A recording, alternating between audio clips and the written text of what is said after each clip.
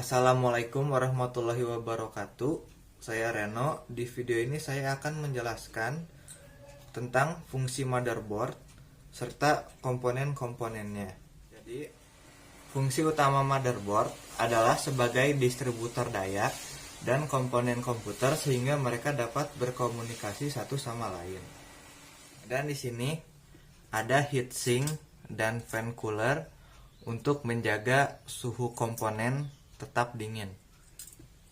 Lalu di sini ada PCI.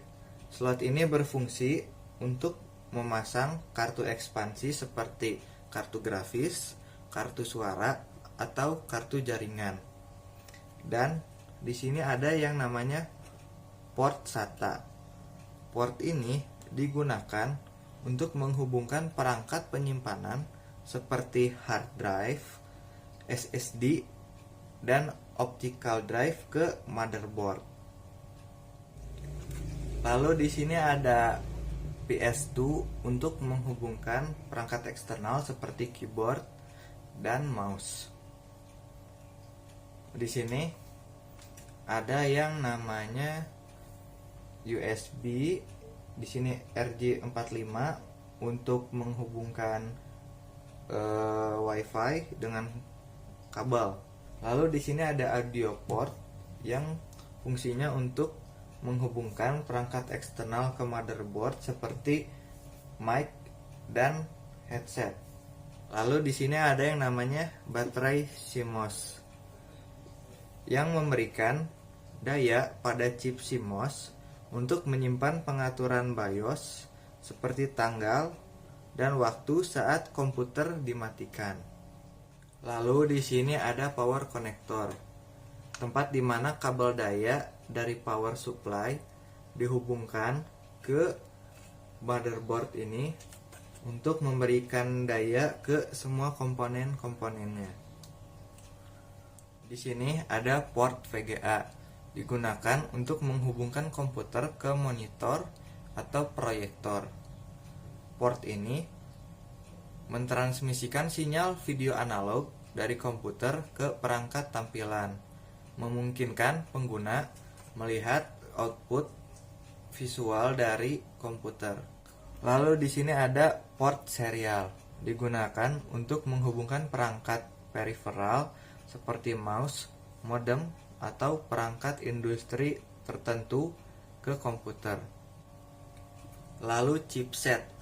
Chipset biasanya terdiri dari dua bagian, yaitu North Bridge dan South Bridge. Chipset mengatur komunikasi antara CPU, RAM, GPU, dan perangkat lain. Lalu di sini ada soket CPU, tempat untuk menyimpan CPU atau prosesor. Dan fungsi prosesor atau CPU sendiri adalah untuk menghubungkan si prosesor dengan komponen-komponen lainnya di motherboard. Lalu di sini ada slot RAM, gunanya untuk menyimpan si RAM ini. Lalu RAM ini gunanya adalah untuk menyimpan data sementara yang sedang diakses atau diproses oleh komputer. Lalu di sini ada soket CPU untuk menyimpan CPU atau prosesor.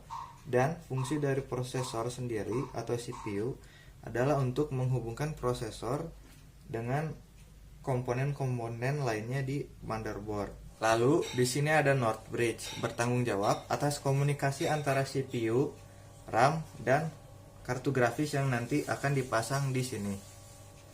North Bridge mengatur kecepatan tinggi data dengan latensi rendah dan tugas yang memerlukan performa tinggi.